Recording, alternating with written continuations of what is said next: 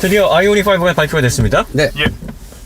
상품 분석이나 뭐 다른 내부적인 외부적인 특징들은 다른 분들이 뭐 알아서 다 하실 거고. 네. 네네. 가장 중요한 게 가격이 프레스티지하고 익스클루시브가 하위 모델이고 프레스티지가 상위 모델인데 헷갈려요, 항상. 너무 되게 과하죠. 서울 기준으로 보조금 풀로 받으면은 1,200만 원. 네. 지자체까지 해서. 네. 그다음에 친환경차 세제 혜택으로 다 적용을 했을 때 최종 구매가 익스클루시브 하이 모델이 3,000 후반대 롱레인지 네. 기준으로 네. 73kWh 배터리를 탑재를 해서 430km 정도 간다 그러네요. 불충전시. 요 모델이 3,900부터 시작을 한다. 3,900이라고 말은 안 해요. 3,000 후반이니까 그 대략 그 정도 되겠죠. 되겠죠. 그 다음에 프레스티지는 4,000 중반.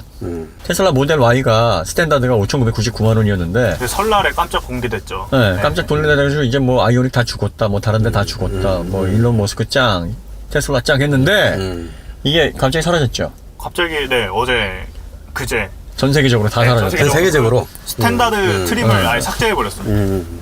예약하신 분들이 상당히 많은 걸로 알고 예약하는 있는데 사람들은 완전히 멘붕일 거 아니에요. 멘붕이죠. 계약금도 걸었을 거 아니에요. 아, 그럼 우리나라 같으면 네.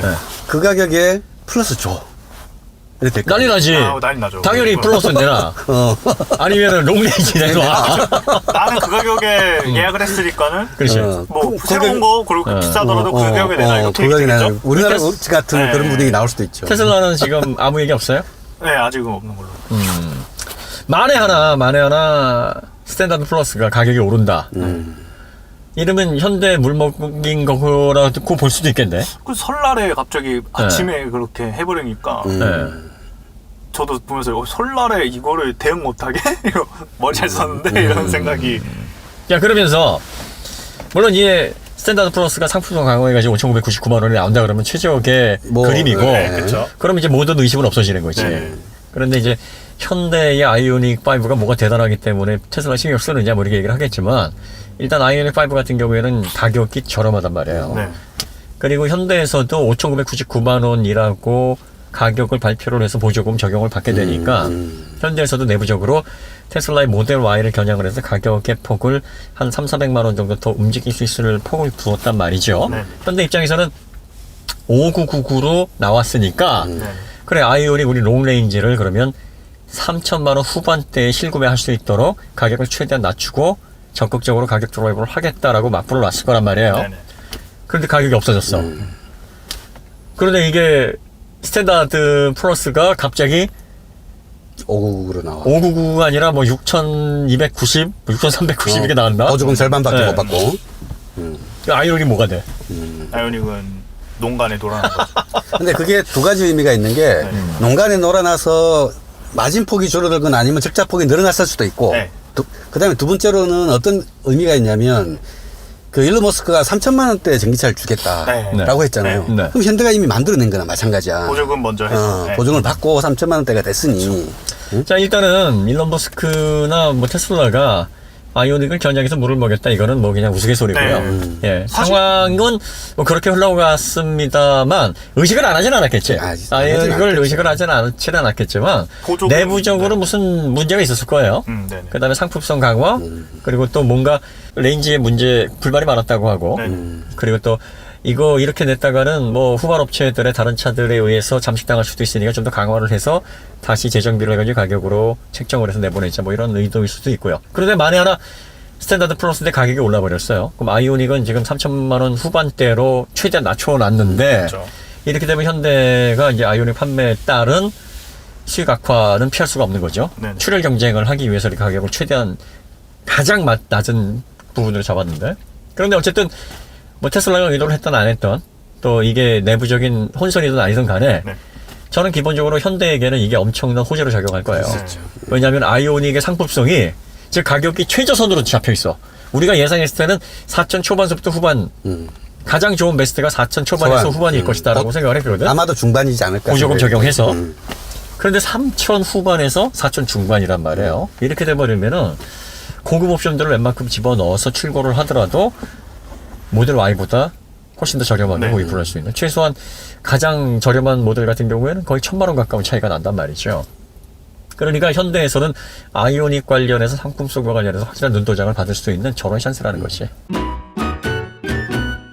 5.2초. 네, 정지에서 100km 도달 시간까지가 5초 초반? 네. 5.2초. 사륜구동 기준으로 사륜 기준으로, 네. 5.2초니까 뭐 여러 가지로 이렇게 계산을 해보면 상품성이 나쁘지 않네요. 네. 그 다음에 디자인하고 우리가 쭉 봤어요. 네, 네. 그런데 기대를 했었던 시트가 돌아가는 자유로운 배치는 안 되는 것 같고, 그냥 일반적으로 자동차에서 이렇게 휠베이스가 좀 넓으니까 실내 공간을 좀 활용할 수 있는 그 정도의 배치. 그 다음에 2열 시트를 완전히 접었을 때 풀플랫이 안 되더라고요. 풀플랫이 안 돼. 그러니까 보통 CUV나 SUV에 살짝 이렇게 뜨는 정도. 네. 예. 그러니까 보통 승용차에서 나 우리 풀플랫이 하는 그 정도까지밖에 안 되는 네, 거고 네. 전기차로 와서 더 풀플랫입니다라고까지 말할 수 네, 있는 그 정도. 수준은 아니라는 거죠 아직은. 자, 그 다음에 또 기대를 모았던 디스플레이는 몰선드가 봤더니 12.3인치를 2개 붙였더라고요. 네. 네. 그거 약간 조금 아쉬워. 그냥 일체형으로 해서 쭉 이게 지금 3천 후반부터 실구매가야. 그건 그러니까 보조금 많고 세제 혜택을 해서 그 정도 가격을 받아야 되는 차기 때문에 이걸 규격품을 써야 된단 말이에요. 그러니까 이 모니터를 왜 12.3인치를 쓰냐면 이것도 역시 오토모티브 사업부의 애환이야. 아, 보통 MOQ가 안 되니까. 저 노트북 같은 경우에는 레노버에서 15.6인치 하면은 뭐 몇천만 개씩 수량 뽑아내고 네. 전체 막 6천만 개에서 사이즈가 이렇게 좀 다르더라도 표준 몇 가지 규격이 있잖아요. 그러면 1000만 개 이상의 수주를 하는데 자동차는 뭐 몇 개를 하는데 그러니까 이걸 나름대로 타파한 게 야, 전 제조사 다 12.3인치를 통일. 그래서 벤츠도 12.3인치, BMW도, 현대도, 기아도 다 12.3인치를 쓰는 게, 야, 우리가 12.3인치 너희들끼리 어소시에이션에서 규격을 정해. 그럼 우리가 잘라다 팔게. 대신 12.3인치는 이 가격에 주는데, 여기서 아무튼 조금만 변화가 되면, 너희들 비싸죠. 예, 비싸진다. 13점 몇 인치 이러면 뭐 가격이 2배, 3배 되겠죠. 그러니까 그런데 아우디는 이렇게 계기판 모양으로 동그랗게 하던데 네. 그거는 네모난 디스플레이 안에 넣고요. 가린 배제를 이렇게 배제로. 하고 소프트웨어로 이렇게 만든 거예요. 요게 이제 오토모티브 들어가게 되면은 다양한 진동 테스트, 뭐 극존, 극고온 테스트 뭐 다 해야 돼요. 이게 밀리터리 테스트라고 해서 민 STD 820 테스트보다 더 오토모티브 ISO 26262 인증 네. 요거가 받기 더 힘들어. 그러니까 보통 50불이라 그러면 자동차에 들어가는 거는 한 150불 정도 받아야 돼요. 그런데 규격까지 안 맞는다 그러면 어떻게 되겠어? 그러면 이제 막 3,400불씩만 올라가 버리니까 못 쓴다고. 가성비가 확 떨어지겠네요. 그렇죠. 그러니까 자동차에 디스플레이를 추가하면 네. 매 12.3인치만 계속 붙는 거야. 왜냐면 그걸 잘라놓은 게 그 규격이니까 그거 갖다가 여러 개 붙여놓는 거지. 그러니까 아이오닉도 3개를 붙이는 게 더 쌀 수도 있어요. 더 많이 쓰면 더 싸죠. 이 싸게. 그러니까 아이오닉도 이걸 쭉 해가지고 규격으로 만들어주면 좋은데 아직 그 규격이 없어요. 그러니까 12.3, 12.3 넣을 수밖에 없어. 어떻게 보면 우리가 왜 42인치가 엄청 싸지기도 하고 네. 그런데 이상하게 약간 더 커졌는데 엄청 비싸죠. 엄청 비싸고 막 이런 게 주로 판매되는 규격이지 않은 이 차이야. 그리고 새롭게 막 85인치, 95인치 나오면 엄청 비싼 이유도 몇배까지 그거야. 가고. 그러니까 새로운 규격이나 잘 안 쓰는 규격들은 그렇다. 그러면 아이오닉에서도 가격을 최대한 낮추려고 12.3인치를 쓴 거예요. 좀 아쉽지. 아, 그러니까 그 너무 출시 전에 유니콘처럼 네. 너무 막 그림들을 많이 그리는 거예요. 이 아이오닉에다가 환상의 그림들을. 이렇게 라운드 딱 해가지고. 그거 보고 있다가 이거 딱 나오니까 아씨. 그런데 이렇게 딱 쪼개져 있어. 그러니까 저는 진작에 봐서 알았었는데 그래도 이제 뭐 어쩔 수 없어요 이거는. 그렇죠. 아니면 그 베젤 색깔이라도 네, 티 안 나게 그냥 까만색으로 해갖고 디스플레이만 딱 보이게. 전체 다 까만색으로.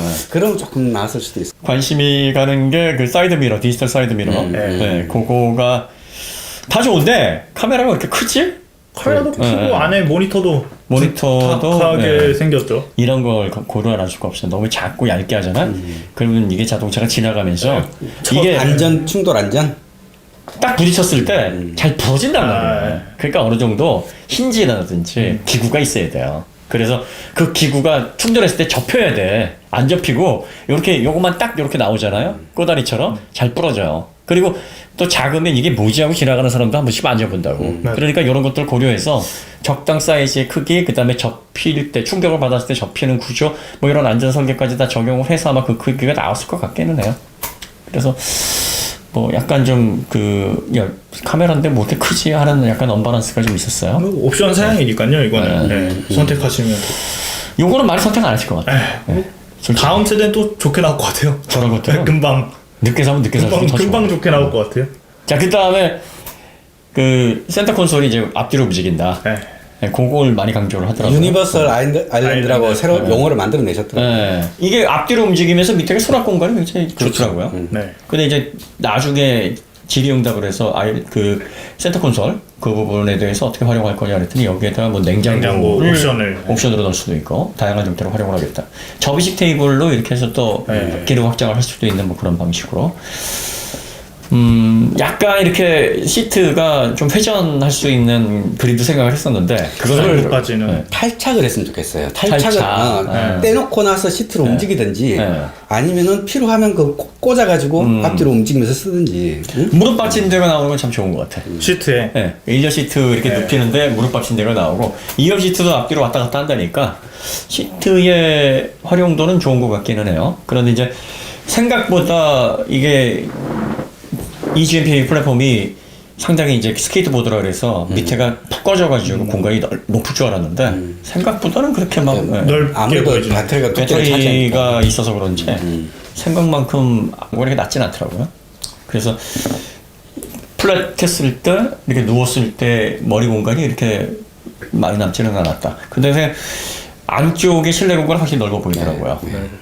상당히 큰 힐베이스인데 요게 투싼 정도 크기인데 저렴하고 네, 그런데 그 정도 된다는 점. 그 다음에 이제 또 관심을 갖는 게 V2L 같은 경우에는 그러니까 여러분들이 저희가 이제 얘기를 하면서 아이오닉에 들어가는 배터리가 화재 위험성이 많이 낮아졌을 것이다라고 얘기를 하는 게 짐작이 아니라 이 배터리는 양방향 출력을 하게 되면은 예를 들어서 모터에다가 전기를 공급할 때는 모터가 소모를 하잖아요. 그 모터가 사용을 하기 때문에 그 전기를 생성해서 이렇게 공급하고 인버터가 승합을 해서 그 전기를 전력을 공급하는 데 있어서 부하가 덜한데 이걸 전력으로 외부 출력을 한다. 3.5kW나 되는 엄청난 전력을 외부로 내보낸다는 건 다른 부분이에요. 이거는. 그거는 모터에 의해서 사용되는 전력이 아니거든. 네. 그러니까 전기가 다시 외부로 해서 또 저장이 되거나 사용이 되는 그 자동차와 같은 전기 모터나 즉각해가지고 그걸 모두 소모를 시키는 방식으로 출력을 쓰는 방식이 아니라 다양한 장치로 요거를 출력을 하기 때문에 어떤 방식이 어떻게 부하가 걸릴지를 모르는 환경에 노출이 된단 말이에요. 그러니까 훨씬 더 안정성에 치중을 할 수밖에 없어. 그래서 그 테슬라에도 모델 3하고 모델 Y에 네. V2 그리드 기능이 있는데 그걸 활성화를 안 시켜놨어. 있어요. 그러니까 원래 설계에는 그게 들어가 있는데 그 기능을 뺐단 말이야. 왜 뺐겠어?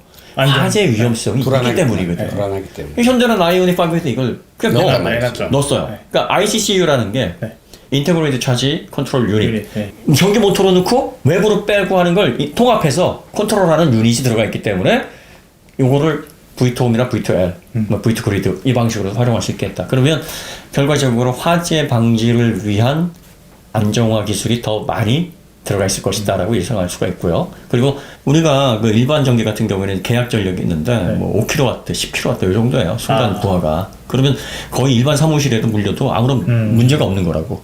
그 정도의 화재 억제력을 가지고 있다 그러면 뭐 여러 번 테스트를 했을 거 아니에요. 그러면은 지금까지 제조사들이 왜 이걸 알면서도 못 넣냐면 불날까 봐.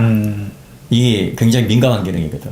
그래서 현대가 이걸 집어넣었다고 하는 건 셀 단위서부터 디자인이 달리 들어갔다 뭐 이렇게 볼 수 있어요. 그런데 이제 이렇게 했는데 불이 나면 큰일 나는 거지. 네. 그러니까 여러분들이 한번 아이오닉 관련해가지고 그거 사용해 보시면서 이게 화재 발생하는지 아니면 이게 잘 제어가 되는지 관찰해 보시면 이제 증명이 될 거예요. 외형 디자인을 보니까 하도 이렇게 막 유니콘처럼 희망을 줘서 그런지 생각보다는 그렇게 인상적이진 않았어.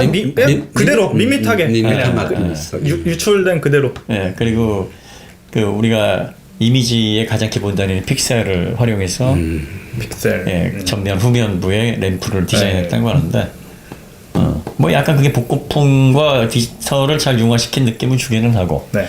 그런데 이제 범퍼 밑에 하단 쪽하고 또 그릴부 쪽하고 이렇게 선들이 약간 좀 난잡한 거. 저도 좀 그 생각했어요. 너무 복잡하다. 깔끔하게 이렇게 떨어지면 좋은데. 그러니까 뭐지? 왜 이렇게 난잡하지? 뭐 이런 느낌?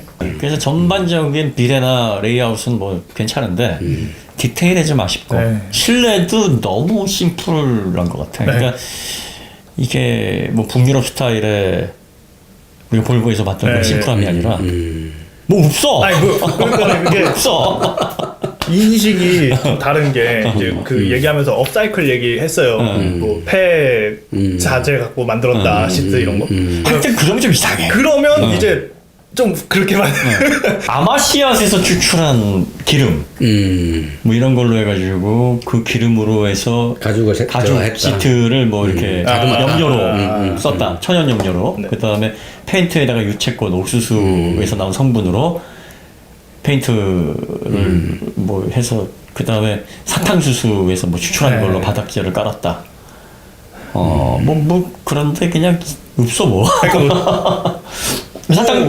사탕수수면은 조란당에 쓰게 뜯어 먹어도 되나? 그왜 코팅 하나도 안 되지 않아요? 예전에 프리우스가 그렇게 돼. 프리우스의 센터페시 패널은 네. 녹말이었나 그때 사탕수수였나 그때 그걸로 만들어서 조란당했을 때 이거 뜯어 먹으면 된다고. 뭐 그런 개념인가? 어쨌든 그런 건 친환경 소재로 이게 그 신차 증후군 있잖아요. 포름알데히드라든지 뭐 이런 유독 물질들이 나오니까 뭐 이런 것들은 없겠죠 최소한. 네. 그러니까 보기에 왜 친환경 농산물 하면은 이 벌레도 더 많이 먹고, 네, 벌레 많이 안 먹고 좋아. 상태 안 이게 좋지. 상태가 안 좋아요. 모양새 별로 안 그러니까, 좋죠. 그막 뚫려 있고 예쁘게 이렇게 뭐 딸기나 과일들도 보면은 상처가 많아요. 그러니까 그런 차원에서 이게 석유 제품 에틸렌, 뭐 프로필렌 같은 화학 그 조합물로 매끈하게 만들어진 그런 품질은 안 나오죠. 그러니까 친환경에 다가가기 위해서 뭔가 리사이클을 위해 노력을 했다. 그리고 뭔가 지속 가능한 가치를 위해서 새로운 소재를 사용했다. 뭐 거기에 의미를 두면 될 것 같아요. 그러니까 그런 건 잘하는 거예요. 25일 광클 하시는 분 많으실 것 같아요. 그럴 것 같은데. 저희가 아이오닉 5 봤는데요. 네. 처음 출발은 괜찮을 것 같습니다. 그리고 코나 저희가 질문을 했는데 사과하셨어요. 사과하시고 사과 맞는데. 사과하시고 전략 리콜 하겠습니다. 뭐 다 교환해 이 대답은 아니고 끝까지 책임을 지겠습니다가 그 얘기 아닐까요? 네, 어쨌든 뭐 구체적인 답은 아니고 원론적으로 잘하겠습니다. 뭐 이런 이야기했죠. 뭐 책임지겠습니다는 이야기죠. 뭐 책임진다고 해서 책임지겠죠. 어쨌든 뭐 저희가 아이오닉 5 여기서 알아본 결과에 따르면 현대가 이제 출발이니까 앞으로 경쟁력 있는 EV에 앞으로 계속해서 제네시스 민트도 이제 곧 나온다고 하니까요. 네. 기아에서도 이제 또 나오잖아요. 네. 그래서 기아에서 로고 바꾸서도 새롭게 나오고 네. 또 고성능으로 나온다고 하네요. 그래서 국내산 전기차 이제 또 다양한 라이프 스타일을 바꿔줄 그런 전기차 새로운 시대를 여는 새로운 모빌리티의 혁명을 한번 우리가 또 국내 기업을 통해서 한번 만끽해 볼 수 있는 네. 좋은 경험이 됐으면 좋겠습니다. 아이오닉 5에 대한 여러분들의 평가는 어떻습니까? 기대에 부응한다. 뭐 이런 편이십니까? 아니면은 기대에 영 미치지 못한다. 이런 의견이십니까? 뭐 각자 판단하시는 거에 따라서 판단하시고 또 뭐 이걸 선택한지 말지도 소비자들의 온전한 몫입니다. 실망을 하신다는 분들 보니까요. 크게 두 가지 점에서 실망을 했다. 일단 레인지가 후발 업체인데 그리고 전용 플랫폼을 사용을 했고 그 다음에 배터리 용량도 72.6kWh 들어가 있는 롱레인지 모델이 500km를 넘지 못하는 건 좀 실망이다.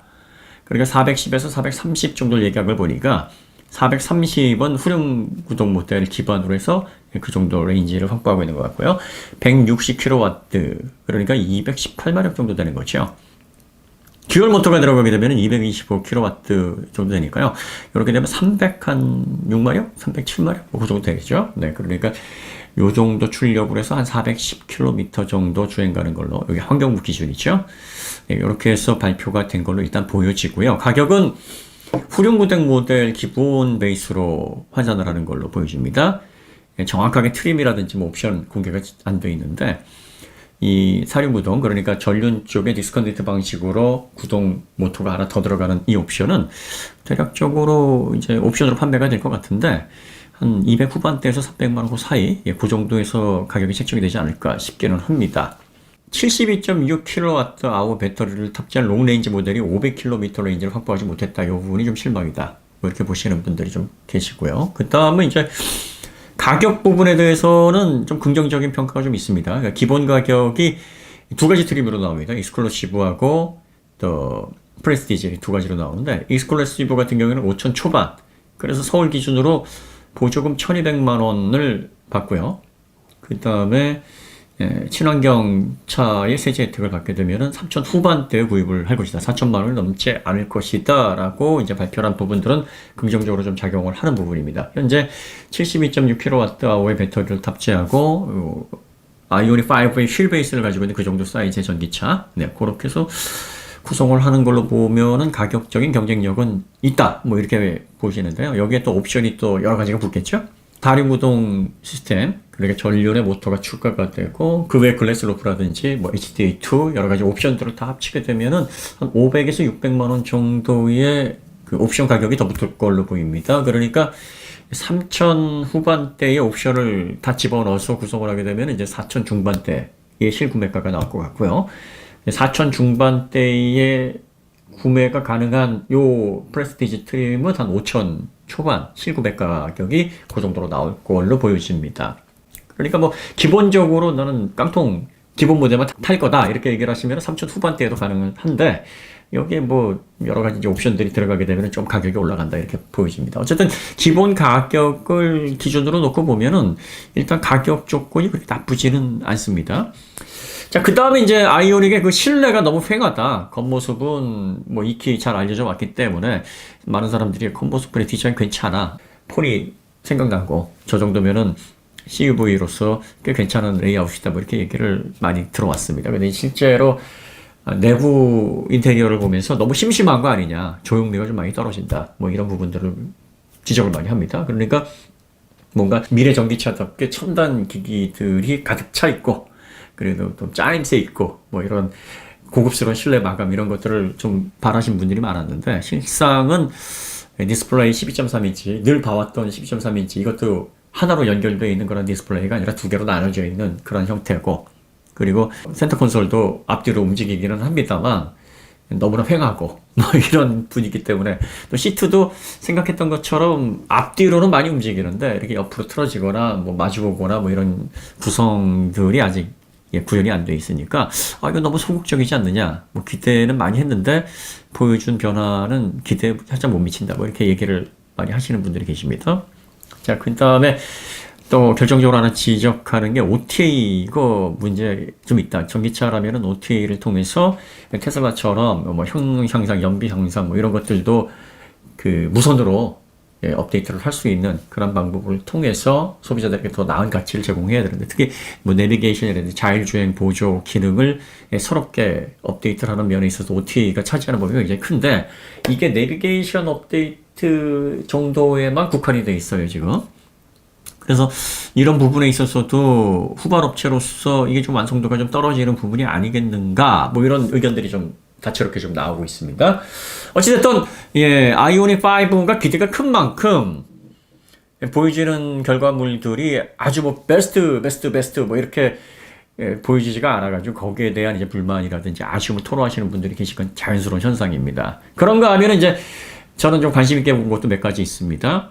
일단 실내 공간이 굉장히 넓었다는 거죠. 이게 모델 3와 거의 비슷한 사이즈인데 투싼 정도의 사이즈인데 안에는 정말 시트 배치를 자유롭게 앞뒤로 막 옮길 수 있을 정도로 그리고 2열 공간에서 느껴지는 무릎 공간은 이래 준준형 전기차에서 기대할 수 없는 상당히 넓은 공간이었다라는 점에서 상당히 좀 긍정적인 그리고 또 트렁크 공간도 잘 활용할 수가 있고요.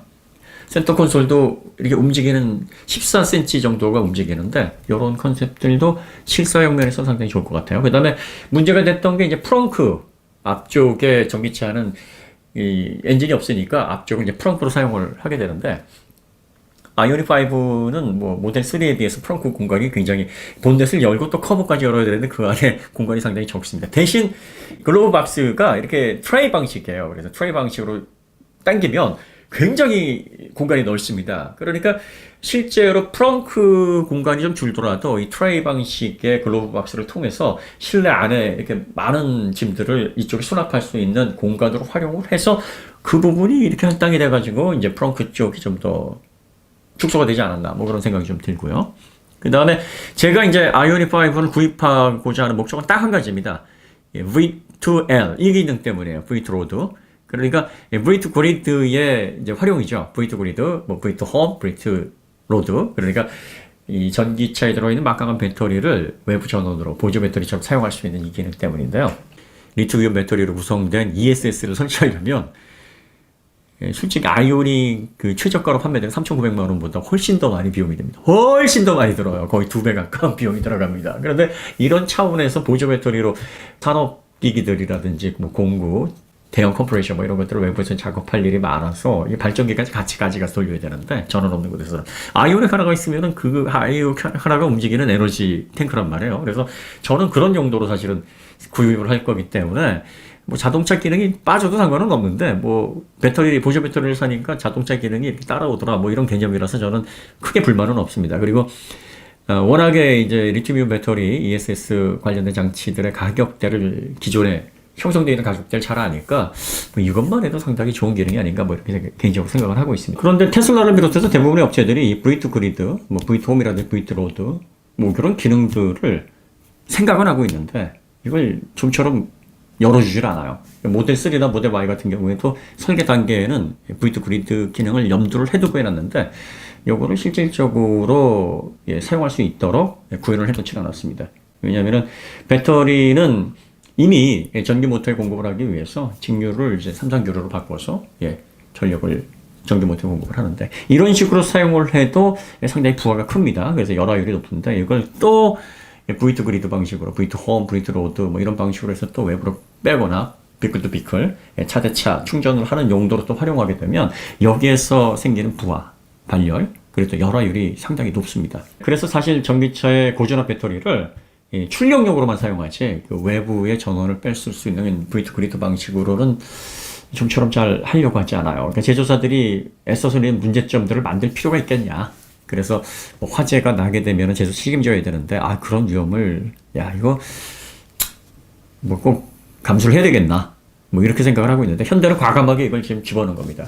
이 양방향으로 그러니까 전기 모터에만 공급을 하는 게 아니라 외부 기기로 그것도 3.5kW면은요 굉장히 높은 출력이에요. 높은 출력의 외부 출력이 가능한 ICCU 인터그레이티드 차지 컨트롤 유닛을 통해서 V2 그리드, V2 로드죠 정확하게 V2 로드 기능을 지금 실현해 놨는데 이걸로 인해서 아이오닉 5에 들어가 있는 72.6kWh의 배터리가 움직이는 ESS가 된 겁니다.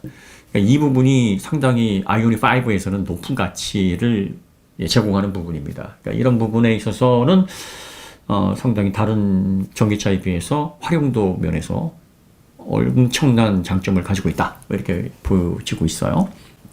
아마 아이오닉 5 출시 이후에 캠핑용품 그리고 또 전자제품 관련해서도 뭐 차박이라든지 캠핑에서 쓸 수 있는 이런 자동차용 그 전자제품들 이런 시장들이 상당히 활성화가 되지 않을까 싶습니다. 그리고 자동차에서 실제로 전기를 사용할 수 있는 여러 가지 여건들에 대한 서포트들 그런 제품 관련 제품들이 계속 출시가 되지 않을까 싶은데요.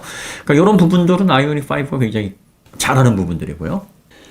기본적으로 12.3인치, 12.3인치 요거는 기본으로 들어갈 것 같고, 요건 별도로 이제 빼서 뭐 다른 형태로, 이게 강화 유리로 돼서 하나의 어셈블리로 나오기 때문에 모든 전 트림에 다 들어갈 것 같은데요.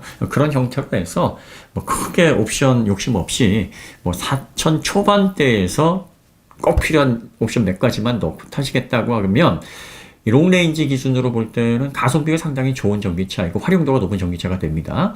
근데 여기서 이제 성능 욕심을 내게 되면 이제 듀얼 모터로 가야 되는데, 이렇게 되면은 옵션 가격이 한 400~500만 원 정도 더 늘어날 겁니다. 이렇게 듀얼 모터로 선택을 하고, 그 다음에 글래스 루프, 그것도 뭐 비전 루프라 그러죠. 그것도 뭐 선택을 하실 분들 하시고, HAD2 정도 이렇게 넣고 구현을 해서 구성을 기본적으로 하게 되면 한 400 정도가 더 올라가지 않을까 싶은데요.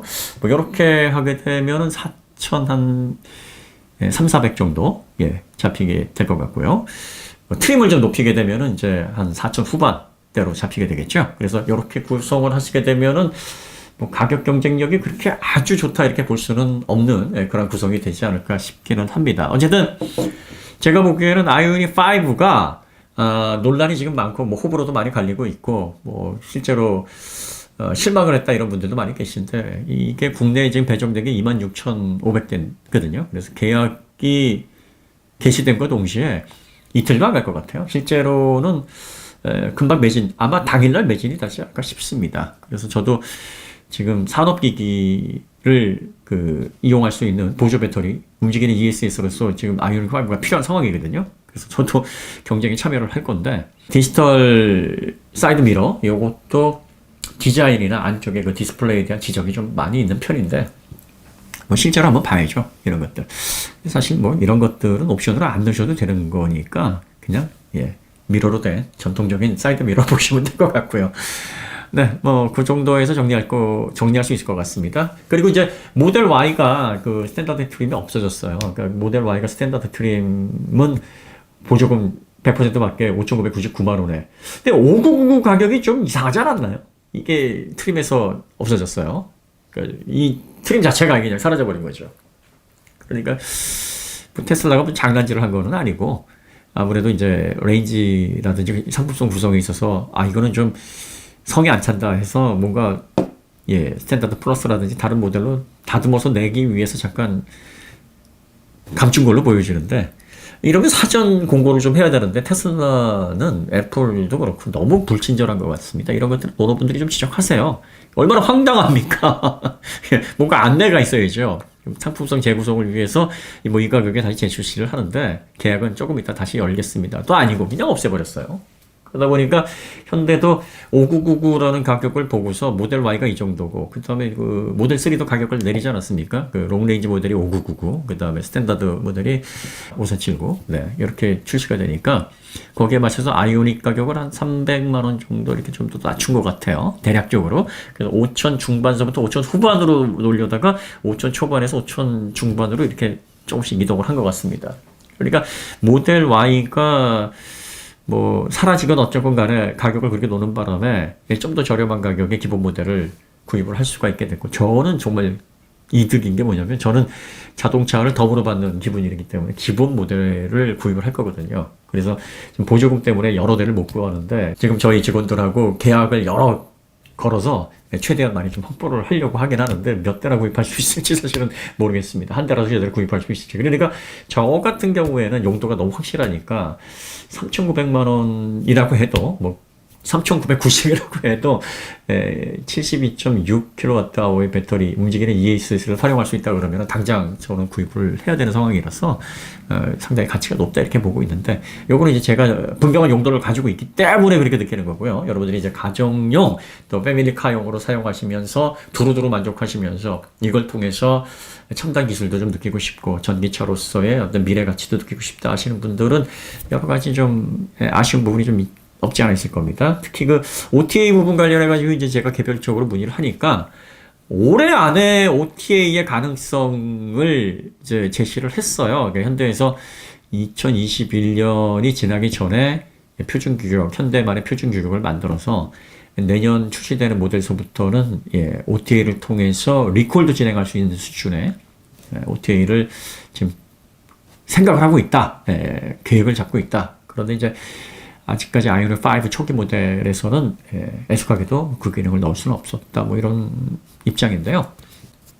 현대에서 앞으로 정말 디지털 시대에 걸맞는 차세대 전기차 시장을 이끌 유력한 주자로서 앞으로 성큼성큼 나아가려면 자동차의 전반적인 성능을 조율할 수 있는 OTA 기능, 또 소프트웨어 완성도, 그 다음에 자율주행 완성, 무엇보다도 자율주행 3단계를 과감하게 먼저 시작을 해야 됩니다. 그래서 이미 관련법, 자율주행 관련법들은 제정이 되어 있고요. 보험과 관련해서도 규정이 지금 되어 있는 상황입니다. 그래서 현대자동차가 이모션이라는 자율주행 회사를 또 보유를 하고 있고, 자율주행과 관련해서 완성도를 끌어올리기 위해서 노력을 하고 있는 만큼 HDA2가 아닌 정말 3단계 손을 놓고도 어시스트만으로도 편안하게 주행할 수 있는 이 자율주행을 어느 정도 구현을 해야 됩니다. 빨리 구현을 해서 소비자로 하여금 정말 새로운 경험을 통해서 전기차를 통해 폭넓은 라이프 스타일의 변화를 느끼게 해줘야 사실은 차대 시장에서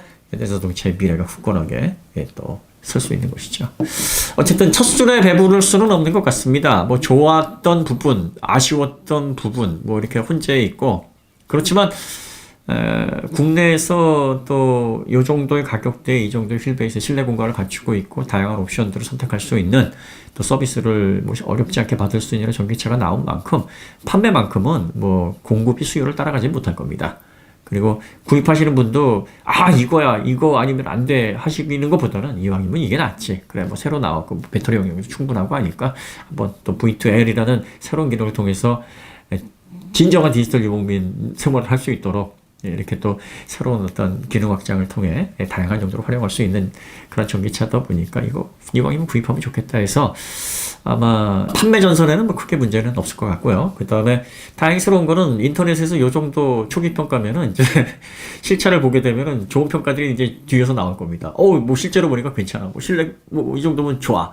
뭐 이런 평가들이 뒤이어서 나오지 않을까 싶습니다. 어쨌든 발표만 봐가지고 모든 걸 얘기할 수는 없습니다. 실차가 나오게 되면 저희가 하나하나씩 특장점, 그 다음에 아쉬운 부분, 단점, 그리고 앞으로 또 개선돼야 될 부분, 뭐 이런 것들을 하나하나씩 잡아서 말씀드리도록 하겠습니다. 자, 그럼 여기서 마치도록 하고요. 더 좋은 콘텐츠를 다시 찾아뵙겠습니다. 감사합니다.